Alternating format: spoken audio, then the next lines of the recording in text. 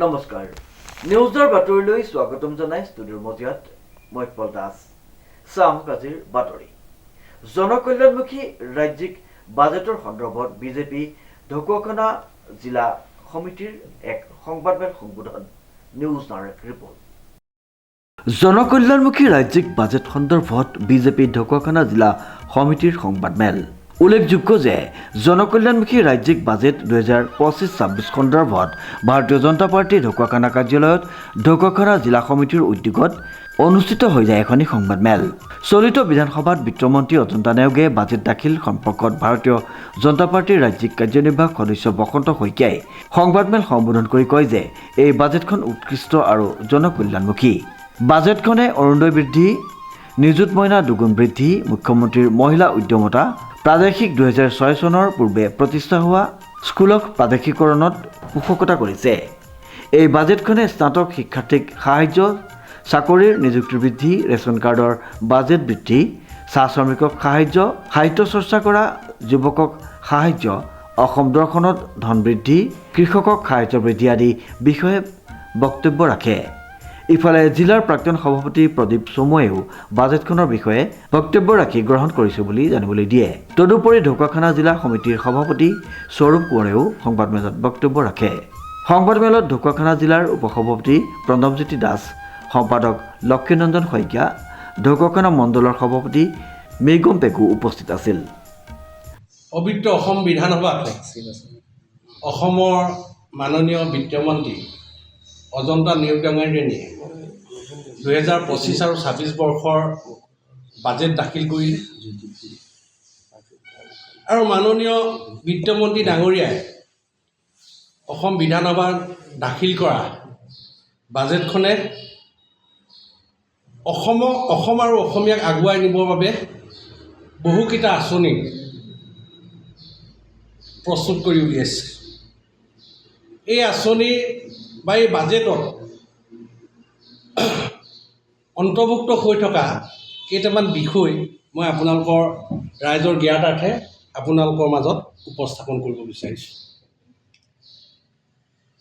যে আজি এই মুখ্য বাজেটত 2025-26 বৰ্ষৰ এই বাজেটত যি আমাৰ চলিত আঁচনি আছিল অৰুণোদয় আঁচনি, এই আঁচনিৰ হিতাধিকাৰীৰ সংখ্যা 37.2 লাখলৈ বৃদ্ধি কৰা হৈছে।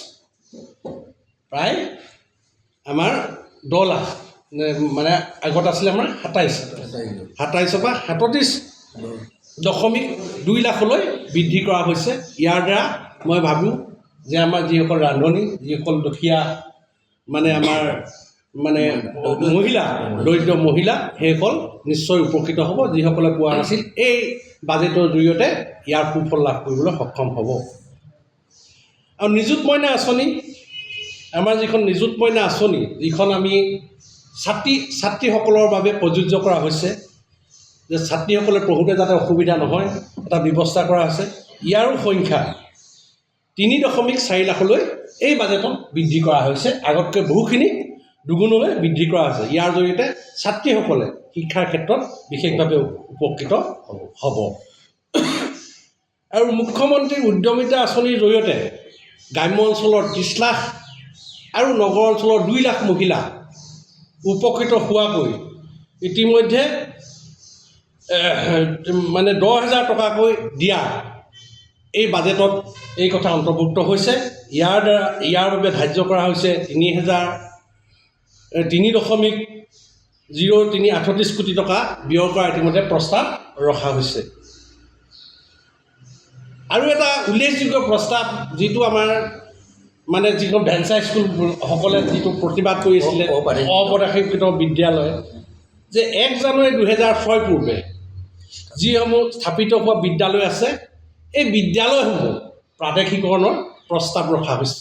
এইটো নিশ্চয় এটা সুখবৰ।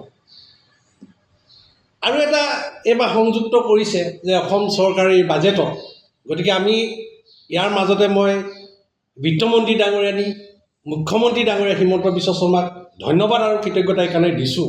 আৰু এটা বিশেষ সাজনি আনিছে যে স্নাতক মহলাত যিসকল পঢ়ি থাকে, বিশেষভাৱে সক্ষম ছাত্ৰ ছাত্ৰী, সেইসকলক উৎসাহ দিবৰ বাবে, যাতে প্ৰেৰণা দিবৰ বাবে, যাতে তেখেতলোকে শিক্ষা ক্ষেত্ৰত কোনো অসুবিধা নহয়, মুখ্যমন্ত্ৰী জীৱন প্ৰেৰণা আঁচনি নতুনকৈ এখন আঁচনি প্ৰস্তুত কৰা হৈছে। তাৰ বাবে 25 কোটি টকা ধাৰ্য কৰা হৈছে।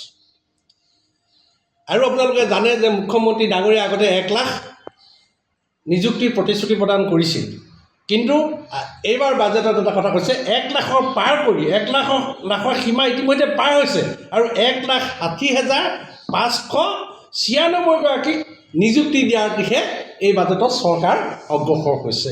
এইটো এটা আমাৰ নিবনুৱাসকলৰ কাৰণে এটা সুখবৰ, আনন্দৰ বতৰা। আৰু খাদ্য সুৰক্ষা আঁচনিৰ অধীনত, যিটো ৰাষ্ট্ৰীয় খাদ্য সুৰক্ষা আঁচনিৰ অধীনত মানে খাদ্য যাতে আপুনি ইতিমধ্যে ৰেচন কাৰ্ড দিছে চৰকাৰে জানে, এইটো নিশ্চিত কৰিবৰ কাৰণে চৰকাৰে আছুতীয়াকৈ 370 কোটি টকা এইবাৰ বাজেটত আবণ্টনি ৰাখিছে, যাতে কোনো খাদ্য সমস্যাত পৰিব লগা নহয়। ঢকুৱাখানাৰ পৰা জিন্তু কোচৰ ৰিপৰ্ট, নিউজ নাও।